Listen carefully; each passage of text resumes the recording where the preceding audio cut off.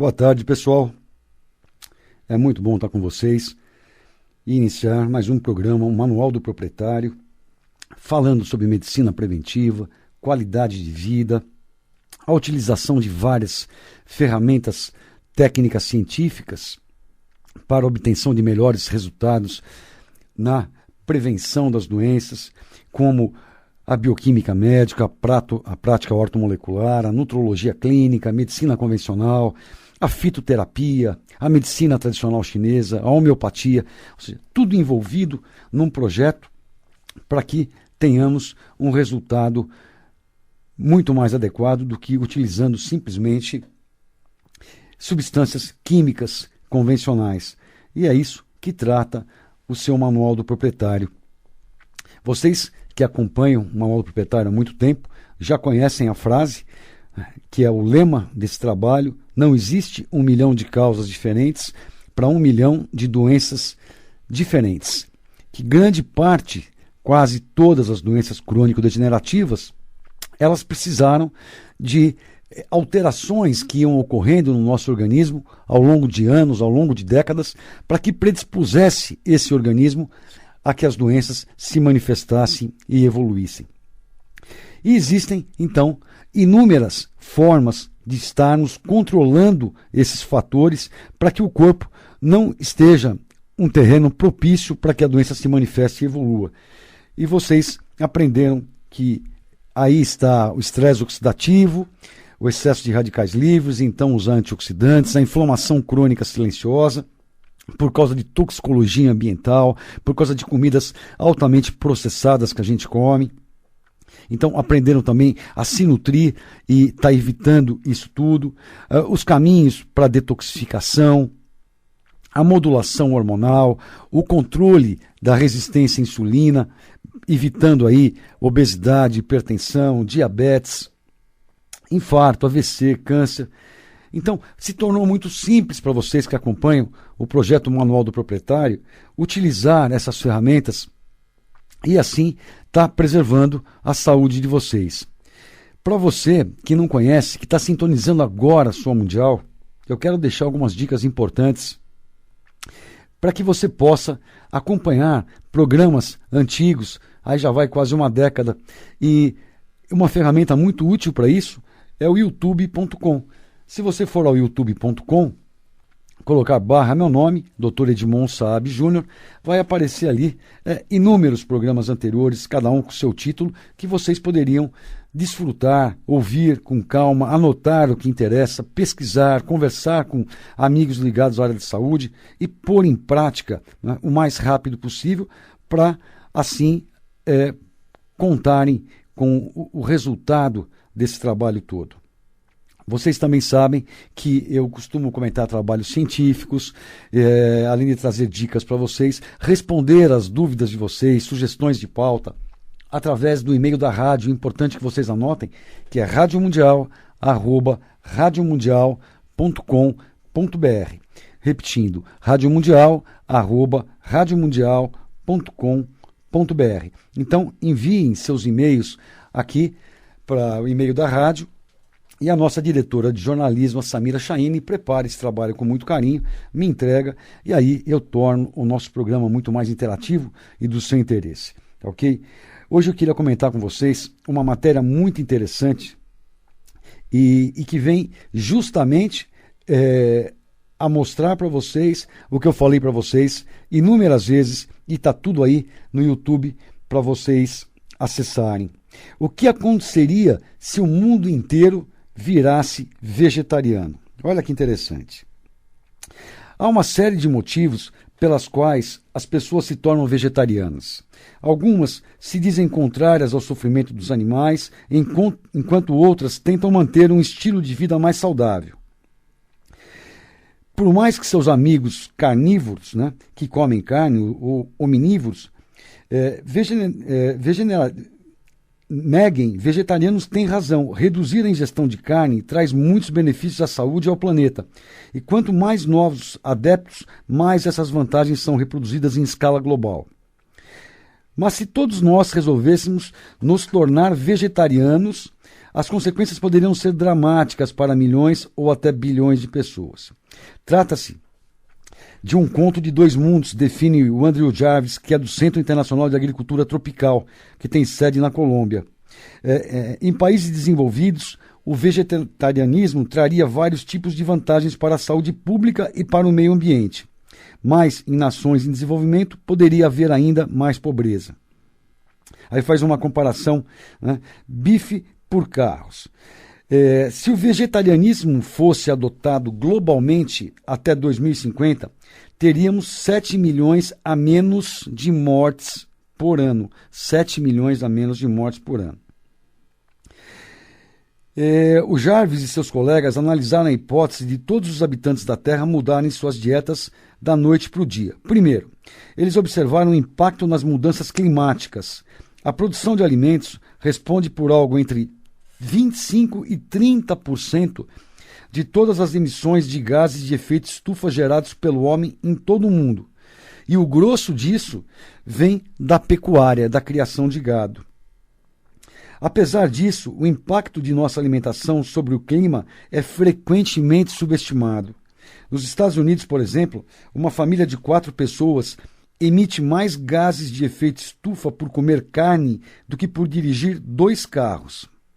Mas, em geral, são os veículos motorizados e não bifes que aparecem como vilões nas discussões sobre aquecimento global. Muitas pessoas não pensam nas consequências que a produção de alimentos tem sobre o clima. Olha só, que interessante. Mas se consumirmos um pouco menos de carne hoje em dia, deixaremos um mundo um pouco melhor para nossos filhos e netos, diz o Dr. Tim Benton, que é especialista em segurança alimentar da Universidade de Leeds, no Reino Unido. Marcus Springman, pesquisador no programa Future of Food da Universidade de Oxford, tentou quantificar esse argumento, construindo modelos computadorizados que simularam o que aconteceria se todos os seres humanos se tornassem vegetarianos até 2050. Os resultados indicam que, graças à eliminação da carne vermelha da dieta, as emissões ligadas à produção de alimentos cairiam 60%. E se o mundo todo passasse a ser vegano, sem consumir nenhum produto de origem animal, a queda seria de 70%. Muito bem. O Springman destaca a importância que as emissões relacionadas à produção de alimentos terão no futuro. Mas a indústria alimentícia, especialmente a pecuária, também toma muito espaço, o que provoca emissões com a transformação do uso da terra e com a perda da biodiversidade. É tudo transformado em pasto e a vegetação natural do local desaparece. Dos quase 5 bilhões de hectares de terra usados atualmente no mundo para a produção de alimentos, 68% são usados para a criação de gado. Olha a quantidade. Se todos nós virássemos vegetarianos em um mundo ideal, nós dedicaríamos 80% destes pastos ao reflorestamento, o que aumentaria a absorção de carbono e aliviaria as mudanças climáticas. Transformar antigas pastagens em habitats nativos também seria uma bênção para a biodiversidade, inclusive para grandes herbívoros como os búfalos, que perderam seu espaço para o gado bovino, e para predadores como os lobos, frequentemente mortos por atacarem ovelhas, porcos e aves. Os 10 a 20% de pastos restantes poderiam ser usados para o cultivo de mais alimentos, com a finalidade de compensar a falta no abastecimento de comida. Apesar de um aumento relativamente pequeno na área cultivada, isso compensaria a perda da carne, já que 1/3 das terras hoje é usada para produzir alimentos para o gado comer, e não para o ser humano. Muito bem. No entanto, esse reflorestamento, essa conversão das terras para o plantio precisariam de planejamento e investimento, já que as pastagens tendem a ser altamente degradadas. Então isso aí teria que ter um super planejamento governamental e não seria uma coisa muito simples, né? As pessoas da indústria da carne também teriam que procurar novas atividades, então isso traria problemas sociais.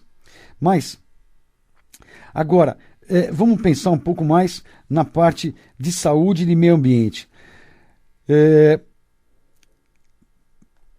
Menos mortes e doenças crônicas. Os efeitos na saúde também seriam variados. O modelo de Springman mostra que, se todos nós adotássemos uma dieta vegetariana até 2050, veríamos uma redução na mortalidade global de até 10%. Olha a quantidade. Graças a uma menor incidência de doenças cardíacas, diabetes, derrames e alguns tipos de câncer. Isso não seria apenas o resultado de estar eliminando a carne vermelha, mas também por causar uma redução de calorias e um aumento da ingestão de vegetais, frutas e legumes que entrariam no lugar da carne. E com menos pessoas sofrendo de doenças crônicas relacionadas à dieta, isso também traria um corte nos gastos da saúde pública, economizando até 3% do PIB global. É muita coisa. Mas para que isso aconteça, seria necessário encontrar substitutos apropriados do ponto de vista nutricional, especialmente para os mais de 2 bilhões de subnutridos que existem em todo o mundo. Fala aqui que alimentos de origem animal possuem mais nutrientes por caloria do que certos grãos. O vegetarianismo em escala global poderia criar uma crise de saúde no mundo em desenvolvimento, porque de onde traríamos esses micronutrientes? Pergunta Benton. Bom, aí eu não estou muito de acordo, porque no reino vegetal nós temos todos os aminoácidos, nós temos todos os nutrientes necessários, talvez não tenhamos só a vitamina B12, que deveria ser suplementada, e então eu não vejo nenhuma perda, tanto é que nós temos aí atletas veganos, triatletas, e com os mesmos índices, mesmos recordes dos que comem carne, né? Bom, mas com moderação, felizmente o mundo inteiro não precisará adotar o vegetarianismo ou o veganismo para que possamos ter os benefícios sem os prejuízos. Em vez disso, é fundamental uma moderação na frequência com que se come carne e no tamanho das porções. Um estudo comprovou que se a Grã-Bretanha adotasse as recomendações alimentares da Organização Mundial de Saúde, suas emissões de gases de efeito estufa cairiam 17%. Algo que poderia cair ainda a outros 40% se os habitantes evitassem produtos de origem animal e alimentos processados. São pequenas mudanças que os consumidores nem perceberiam. Não seriam algo como ser vegetariano versus carnívoro, né? Explica o Jarvis da pesquisa. Então, veja quantas vezes eu venho dizendo para vocês a importância de estar diminuindo a ingestão de proteína animal. Mostrei para vocês em programas anteriores que eu gostaria que vocês revissem, como nutrição avançada, nutrologia do futuro, está tudo aí para vocês no YouTube, explicando o que acontece com excesso de carne vermelha ou das proteínas animais, por que a incidência aumenta das doenças, as observações que foram feitas em países que tiveram recessão e tiveram diminuída o consumo dessas carnes, o que aconteceu com essas populações. Então, é aquilo que eu sempre peço, olha, eu não quero nenhum de vocês veganos, mas eu não quero vocês comendo 4 ovos de manhã numa omelete, com bacon, nem um bife no almoço, um bife na janta, ou essa moçada que anda indo para a academia e quer fazer massa muscular e começam a comer um frango inteiro por dia. Não é o caminho. Os vegetais têm todos os aminoácidos necessários para se criar todas as proteínas do nosso organismo. Então, seria um caminho muito legal se a gente adotasse aquela estratégia do SIMP, aonde eu peço para vocês iniciarem com aquele suco de manhã, que é um suco detoxificante, que tem couve, que tem gengibre, que tem maçã. Então, é um suco cheio de vegetais, tá ok? Cada um desses vegetais, tem a beterraba também, tem um porquê de estar ali naquele suco. A beterraba porque é rica em nitrato e vai aumentar a produção do seu óxido nítrico. Aliás, esse programa eu gostaria que vocês vissem também no YouTube.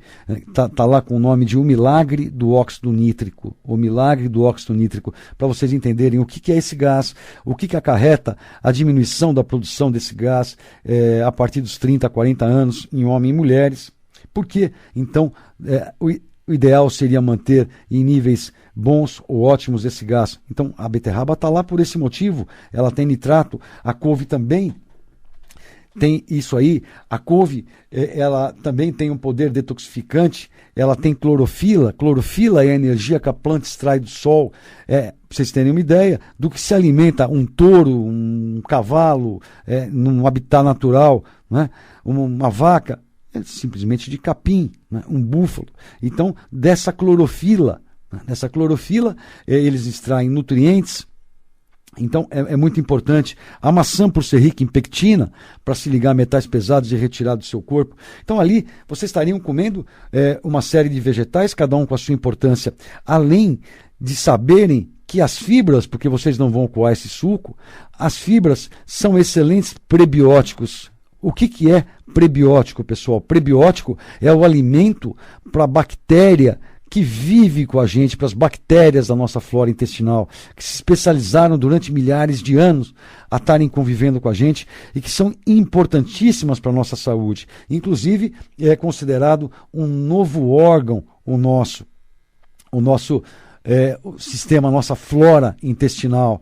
Então, eu usando uma quantidade grande de vegetais, eu vou estar nutrindo as bactérias boas desse nosso novo órgão, que tem implicações em todo o nosso metabolismo, prevenção de câncer, prevenção de doença cardiovascular, prevenção de diabetes, prevenção de obesidade.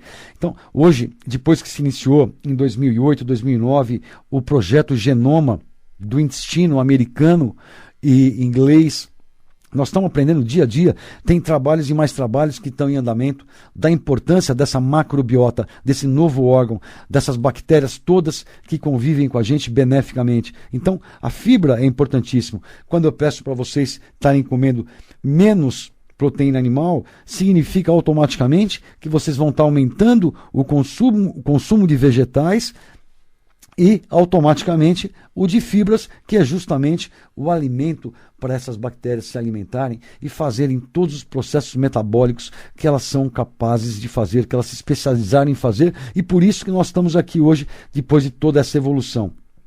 Veja também que nessa dieta do Simp, eu peço para vocês, no segundo prato, na hora do almoço e na hora da janta, iniciarem com um prato enorme de verduras cruas, todas as folhas, tomate, pepino, cenoura, tudo que vocês puderem imaginar de vegetais, palmito, champignon, o que for, né, de vegetais. Comer isso bem lentamente, para dar tempo de produzirem enzimas digestivas pelo pâncreas, para forrar o tubo digestivo com fibras, para os próximos alimentos de maior índice glicêmico não irem direto a glicose para a corrente sanguínea, causando a resistência à insulina. Olha como é tudo muito prático. Isso tudo vocês encontram nesses programas no YouTube, vocês encontram no site do simpsaude.com essa dieta. Então eu vou repetir para vocês anotarem. simpsaude.com. Simp é Centro Integrado Medicina Preventiva. Tudo junto, Centro Integrado Medicina Preventiva.com. Né? simpsaude.com. Ali vocês têm essa dieta, vocês têm esse suco. E essa dieta fala, no seu segundo prato, que vocês comam um prato enorme de verduras cozidas, de outros legumes vários, e um pedaço, uma porção pequena de uma carne ou de um frango, mas uma porção, na época que eu fiz isso há 20 anos atrás, a gente não tinha noção disso, e eu liberava essa porção sem definir o tamanho. Mas hoje diria para vocês que deveriam comer como os chineses, sabe? Na década de 80 e de 90 era aquele prato enorme de vegetais, todos os vegetais que vocês podem imaginar, crus, cozidos, e com tirinhas de bife, tirinhas de porco, tirinhas de peixe, tirinhas de frango. Por quê? Porque era caro para eles. E um grande estudo demonstrou que esse grupo de chineses de zona pré-rural e rural, que foram acompanhados durante 21 anos, comparado ao mesmo número de pessoas americanas, texanas, que iniciaram o programa, todos esse projeto com, em média, 40 anos de idade, em média, todos com índice de massa corporal normal, sem nenhuma doença associada aos dois grupos, e foram acompanhados durante 21 anos. E se observou que no grupo dos americanos, tinham, ao final de 21 anos de segmento, isso foi de 84 a 2005, uma incidência muito maior de câncer, de obesidade, de hipertensão, de diabetes, de infarto, de AVC, do que no grupo de chineses. Por quê? Porque esse grupo de americanos comia uma omelete de manhã com 4 ovos, com bacon, punham cream cheese em tudo, comiam 3 ou 4 hambúrgueres de 250 gramas por dia, ou seja, eles comiam uma quantidade de proteína animal 9 a 10 vezes maior do que o grupo de asiáticos e uma quantidade de fibras também 10 vezes menor do que o grupo de asiáticos.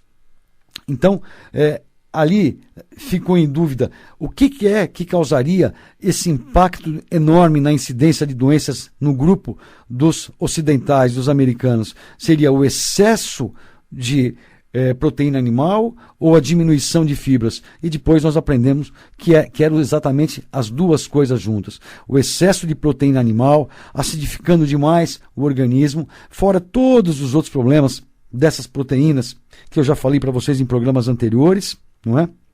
Era também a ausência de fibras, ou seja, a ausência de fibras que levava a um esvaziamento gástrico mais rápido, fazendo com que aumentasse a obesidade, resistência à insulina, diabetes, hipertensão, a ausência de prebióticos, as fibras que seriam os alimentos para estarem nutrindo as bactérias do intestino desses ocidentais.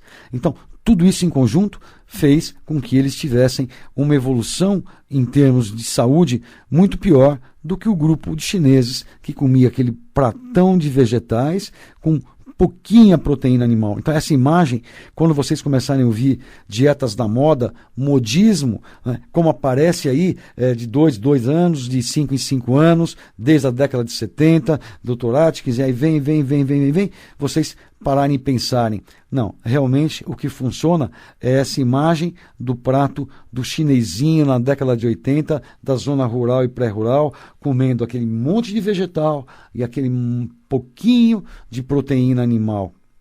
Então, isso está mais comprovado com uma meta-análise que acabou há 2 anos atrás, onde foram avaliados todos os estudos feitos com todas as dietas ao longo dos anos, e então isso envolvia milhares de pacientes. Foi feito por uma organização de médicos independentes e se observou que após 10 anos em média, sendo qualquer dieta, e geralmente eram essas dietas de baixo carboidrato, Atkins, Salt Beach, paleolítica, tudo mais, as pessoas, após 10 anos, 92% dos participantes, eles estavam com o mesmo peso que iniciaram a dieta ou até 5% a mais do peso. Então isso mostra para a gente definitivamente que essas dietas low carb podem e fazem, nos primeiros 6 meses, as pessoas perderem peso mais rápido. Mas quando analisado acima de 12 meses ou 1 ano, já não se tem mais essa evidência. Então vai ser assim, aquela imagem do prato do chinesinho, com muito vegetal e pouca proteína animal. Pessoal, é muito bom estar com vocês, por isso nosso papo voa. Eu queria agradecer a audiência de todos, que vocês pusessem em prática isso, diminuísse um pouco a proteína animal, não precisam se tornar veganos, mas levem em consideração tudo que eu falei e que, sem dúvida, a gente vai deixar um futuro melhor para os nossos filhos, para os nossos netos e também, além de saúde, em termos de planeta. Abração a todos, gente, até semana que vem. Tchau, tchau.